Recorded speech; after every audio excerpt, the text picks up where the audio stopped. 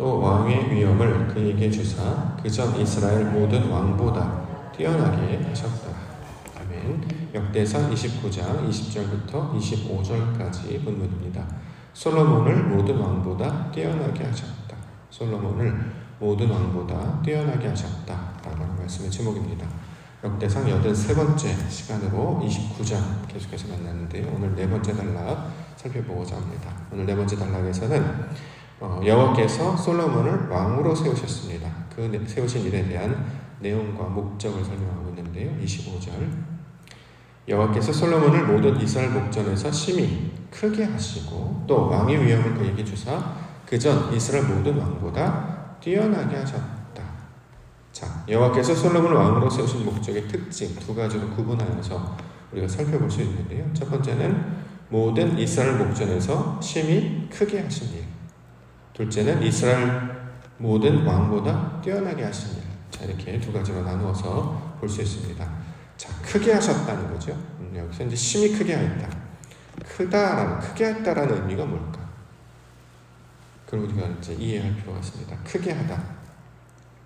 가장 기본적인 내용은 이제 크다라고 하는 것은 이제 성장하다, 자라다의 의미를 가지고 있습니다. 보통 우리가 예를 들면 아이가 자랄 때 아이가 크다라는 표현을 쓰죠. 저는 이제 크다라고 하는 것은 성장하다, 자라다의 의미가 있습니다.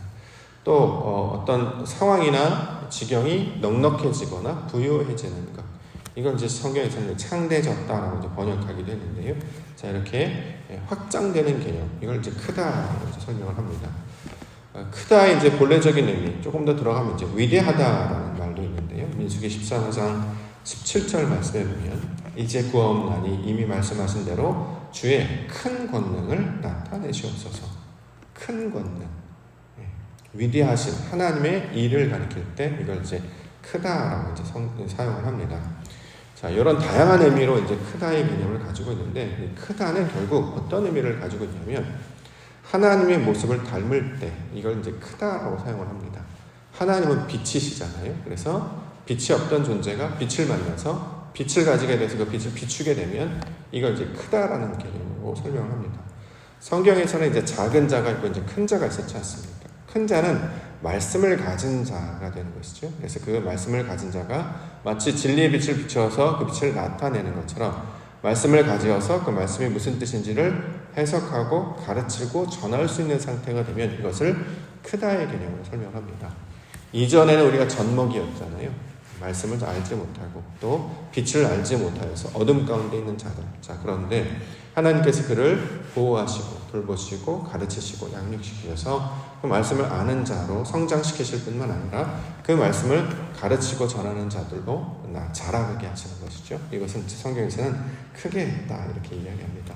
솔로몬을 심히 크게 하다라고 하는 것은 말씀으로 가르치시다라는 뜻을 가지고 있겠죠. 키가 커지는 것도 아니고 덩치가 큰 것도 아니고 그의 명예를 높이는 것도 아니고 하나님께서 먹이시고 입히셔서 가르치시는 것을 크게 하다의 의미를 가지고 있습니다. 대표적인 크게 하는 것은 바로 하나님께서 이스라엘 백성들을 구원하실 때 그렇게 하셨죠. 다른 민족보다 가장 작은 민족이었습니다. 그런데 그들을 애굽에서 인도해 내셔서 말씀을 가르치셔서 큰 민족이 되게 하시는 것. 이것을 이제 아브라함에게 약속하신 그 이름처럼 크게 하리라. 너희 백성을 이와 같이 크게 하리라. 자, 하나님의 말씀을 받아서 하나님을 아는 백성으로 되게 하리라. 자, 이것을 가리키고 있는 말입니다. 이제 왕의 개념을 우리가 이제 이해한다면 이 말씀의 의도를 우리가 이제 파악할 수 있는데요. 다윗 왕, 솔로몬 왕이 되게 하셨단 말이죠. 왕이라고 하는 것은 통치권이나 지휘권을 가는 대통령을 가리키는 말이 아니고 성경에서 말하는 왕은 말씀을 읽고 듣고 가르치는 자를 가리키고 있는 말이었죠. 그래서 그를 왕이라고 한다. 그러니까 세상에서 말하는 왕의 개념과 좀 다르다라는 거죠. 일반 백성이 아니라 말씀을 가진 자가 되면 이걸 왕이라고 하는 거예요. 그래서 기름을 붓는 행위를 하는 것은 기름 붓는다는 것이 나중에 이것이 이제 소위 말하는 성령의 임재를 상징하고 있는 것이기 때문에 하나님의 영이 임하는 자는 예언을 하게 되지 않겠습니까? 말씀을 전하는 자. 그래서 그를 왕 또는 선지자 또는 이제 제사장 이렇게 부르는데 이렇게 이스라엘 모든 민족 가운데 심히 크게 하셨다라고 하는 것을 하나님의 뜻을 아는 사람으로 그렇게 말씀을 듣고 깨닫는 자로 성장시키다의 의미를 가지고 있는 말입니다. 또 하나의 개념이 본문에는 이스라엘 모든 왕보다 뛰어나게 하셨다라는 말이잖아요. 뛰어나다. 우리말로 하면 이제 탁월하다, 우월하다, 뭐 이런 뜻이 되겠죠. 우리의 말로 이제 이해하면 어떤 지적 능력이 남들보다 낮거나 어떤 통솔력이나 지식이 많은 자를 가리키는 말이라기보다, 그래서 이제 뛰어나다라고 하는 것은 우리말로 하면 이제 차원이 다르다, 이런 말로 이제 해석하면 조금 더 의미에 가깝습니다. 차원이 다르다라고 하는 것은 무슨 뜻이냐면, 말씀을 지식으로만 아는 사람들이 많죠. 세상의 지식이 대부분 이제 지식으로만 아는 건데, 이 지식을 통해서 그 이면에 담겨져 있는 의도를 해석하게 될 때, 이걸 이제 차원이 다르다라고 이야기합니다. 우리가 이제 보통 3차원의 세계를 살아가잖아요. 1차원, 2차원, 3차원. 그렇죠? 근데 이 3차원을 가지고 우리의 알지 못하는 그 이면의 뜻, 4차원의 내용을 깨닫는 사람을 가지고 이제 뛰어나다라고 이야기합니다. 성경에서는 하나님께서 땅의 사람들을 불러서 하늘의 사람으로 이제 바꾸어 주시는 이야기를 하고 있죠. 땅의 본속으로 태어났으나 땅에 속한 자가 아니라 하늘에 속한 자로 살게 하시는 것입니다. 이게 차원이 다른 것 아니겠습니까? 자, 이처럼 땅의 사람으로만 살아가지 아니하고 하나님의 뜻을 온전히 깨달아서 그 뜻을 아는 지경까지 다다르게 되는 것. 그래서 이것을 뛰어나게 하시다라는 말로 설명하고 있습니다. 이미 왕이 되었기 때문에, 말씀을 가진 자가 되었기 때문에 하나님의 말씀을, 하나님의 뜻을 읽고 듣고 아는 자가 되었단 말이죠. 근데 그것을 거기에 머물러 있지 아니하고 그것을 가지고 성전을 세우기도 하고, 말씀을 가지고 하나님의 뜻을 살펴서 그 의도와 뜻이 무엇인지를 알아내기도 하고, 자, 그런 지경까지 나아가는 자를 솔로몬이다, 이렇게 지금 이야기하고 있는 것입니다. 결국 이 솔로몬은 나중에 부르심을 받는 성도의 모형이 되고 있잖아요. 그렇죠? 성도가 우리는 부르심을 받아서 하나님 앞에 신앙생활하고 말씀을 듣고 예배하는 목적, 그 궁극적인 목적이 무엇이냐? 바로 여기 나타나는 것처럼 크게 하시기 위하여서, 또 뛰어나게 하시기 위하여서 우리를 부르시고 우리를 인도하시고 가르치시는 것이죠. 그래서 성도들이 날마다 예배하고 말씀을 듣고 깨달아서 하나님 아는 지경까지 나아가면 우리가 점점 성장하고 성숙하게 되지 않습니까? 이게 이제 말하는 게 무슨 뜻이냐면, 하나님을 아는 깊이가 깊어진다는 뜻입니다. 이전에는 하나님을 잘 알지 못해서 그냥 흉내만 내는 자였다면, 이제 하나님의 뜻을 점점 깨달아서 그것을 흉내내지 아니하고 그것을 말할 수 있는 자, 자녀들이 예언한다라고 할 때 그 표현, 하나님의 일을 말하는 자들이 될 것이고, 뿐만 아니라 항상 하나님의 일을 보는 자들로 성장해 나아갈 것이고, 마침내 하나님의 그 놀라우신 섭리를 보고 깨닫는, 그래서 이제 거기 이제 성경에서는 꿈을 꾼다라고 했는데, 이제 비몽사몽간에라는 것, 사도 바울이 셋째 하늘에 올라간 상태, 3의 하늘로 하나님의 뜻을 알게 되는 상태에 다다르게 되는 것을 뛰어나게 하다라는 의미로 설명하고 있는 것입니다. 우리가 이 세상을 살아갑니다. 그런데 우리는 이 세상에 3차원으로 살아가죠. 그런데 3차원으로 살아가는 것을 멈추지 아니하고 우리의 목적은 어디로 나아갑니까? 영원으로 나아가죠. 시공간에는 갇혀있지 않다는 거예요. 비록 우리는 2023년도 6월 8일, 오늘 6월 8일이라는 그 날짜에, 시간에, 또는 척천 옥토교에 이렇게 육신이라고 하는 것에 이렇게 갇혀있지만, 거기에 머물러 있지 아니하고 그 이상으로, 그 이면에 숨겨져 있는 하나님의 의도와 뜻을 깨달아서 하나님의 뜻을 쫓아 살아가기 때문에 이것이 바로 크게 된 사람, 뛰어나게 된 사람으로 우리 가운데 설명을 하고 있습니다. 영생은 유일하신 참 하나님과 그가 보내신 자 예수 그리스도를 아는 것이라고 말했기 때문에 우리고 영생을 얻으며 살아가는 자로 부르셨지 않습니까? 그렇죠? 하나님이 세상을 이처럼 살아가사 독생자를 주셨으니 이는 저를 멸망치 아니하고 영생을 얻게 하려 하십니다. 영생, 영원한 생명이라는 뜻인데, 여기서 말하는 영원한 생명은 그걸 말하는 거죠. 뛰어난 상태, 차원이 다른 상태, 이걸 영생이라고 이야기합니다. 영원의 생명으로 살게 하셨다. 자, 시간과 공간에 갇혀있지 아니하고 그것을 역사하시며 주도하시는 하나님의 뜻 안에 살아가는 것. 그래서 우리 가운데 펼쳐지는 일이 펼쳐지면 왜 이런 일이 일어나느냐, 거기에 갇혀가지고 낙심하거나 슬퍼하거나 원망하거나 불평하지 아니하고 그 이면에 감추어진 하나님의 뜻을 바라보며 살아가기 때문에 믿음으로 살아가는 자들이 되게 하시는 것입니다. 자, 이것을 우리가 목적으로 하나님께서 저와 여러분들을 불러주신 줄 믿습니다. 그러므로 항상 말씀 붙잡고 이 솔로몬을 모든 왕보다 뛰어나게 하신 것처럼, 크게 하신 것처럼 우리도 말씀 안에서, 믿음 안에서 자라가게 하시고 하나님의 뜻을 아는 지경까지 살아나가게 하여 주시옵소서. 이렇게 기록 가운데 나아가는 기도의 시간이 되기를 원합니다. 자, 오늘 본문의 개념을 살펴보겠습니다. 첫 번째는 1000번째 권한 이야기하고 있습니다. 21절 이튿날 여호와께 제사를 드리고 또 여호와께 번제를 드리니 수송아지가 1000마리요 순양이 1000마리요 어린 양이 1000마리요 또 그 전제라 온 이스라엘 위하여 풍성한 제물을 드리고. 자, 솔로몬 왕이 했던 많은 일들 중에서 우리가 기억하는 것 중에 하나의 대단한 특징은 그가 1000번제를 드렸다라는 사실을 성경 곳곳에 이제 기록하고 있죠. 1000번제. 1000번제의 의미가 무엇인지 우리가 살펴본 적이 있는데, 자, 1000번제를 그냥 세상의 관점, 문자적인 관점으로 살펴보면 숫자 하나, 둘, 셋, 넷, 다섯, 여섯, 일곱, 여덟, 아홉, 열 이래서 이제 10,000마리라고 이제 보통 이해를 하고 있죠. 요건 이제 문자적인 개념 또는 이 세상의 시각으로 봤을 때 개념이고, 솔로몬은 그 개념으로 사는 사람이 아니라 성장하는, 크게 하고 뛰어나게 하는 다른 차원의 사람으로 살게 하셨다는 거예요. 그럼 다른 차원이 뭐냐?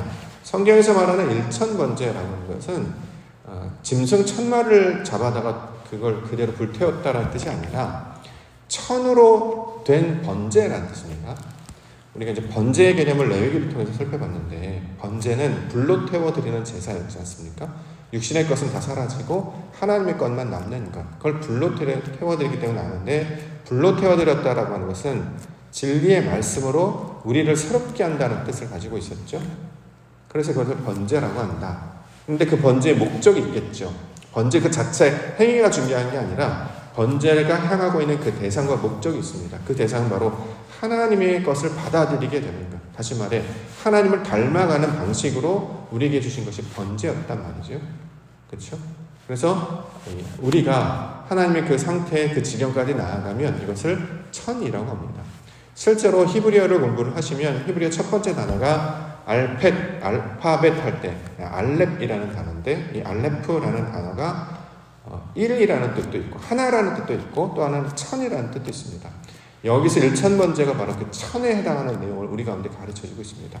자, 솔로몬이 하나님의 그 영광의 뜻, 그 지경까지 나아가게 되었다. 다시 말해 하나님이 기뻐하시는 그 지경으로 순전하고 온전하고 완전한 상태가 되었다.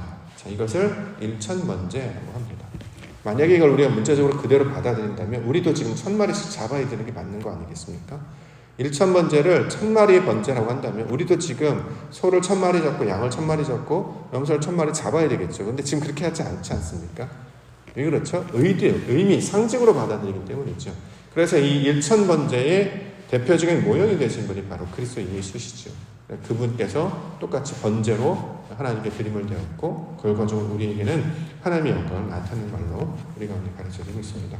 자, 하나님의 온전하심과 같이 우리가 온전하게 된 상태. 이게 뭐냐면 나의 뜻으로 하지 아니하고 아버지의 뜻대로 하옵소서라고 하는 그 상태와 똑같은 것이 됩니다.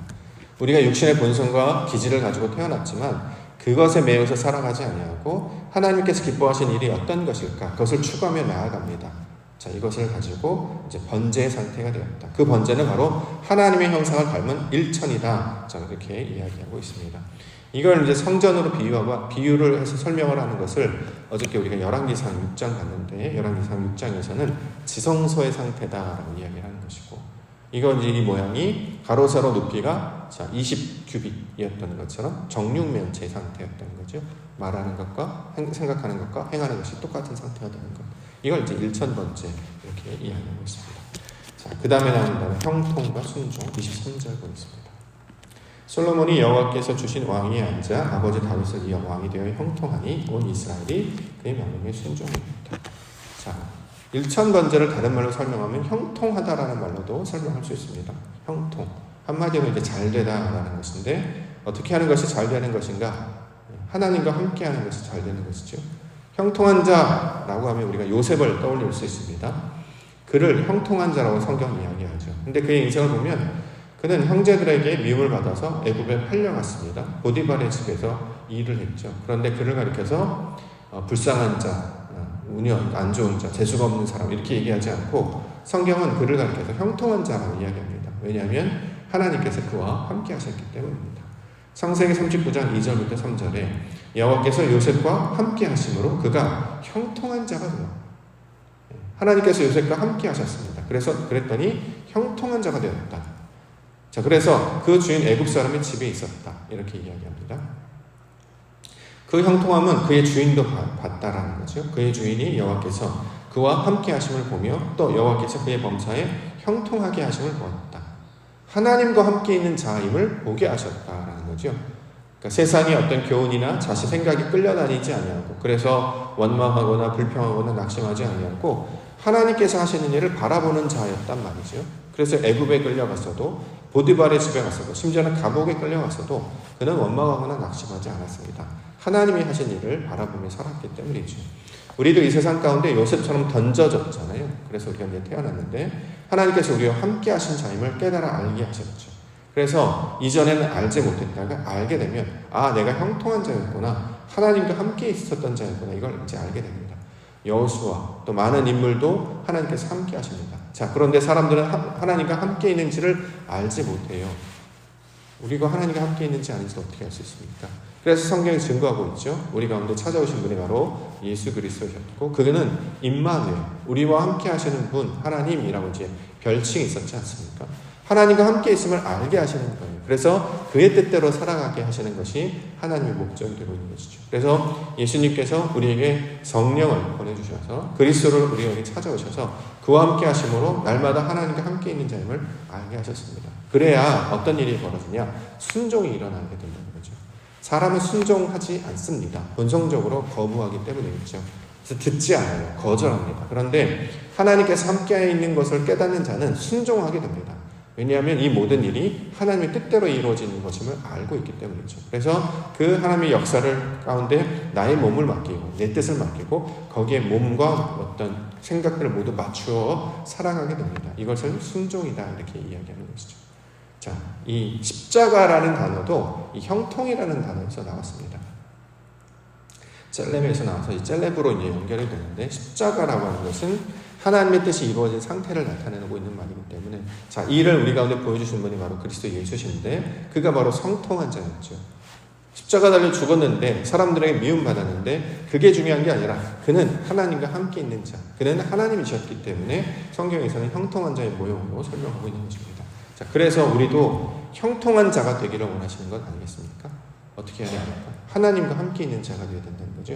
어떻게 하나님과 함께 있느냐? 우리 가운데 그의 영을 보내주심을 우리가 기억하며 나아가는 것입니다.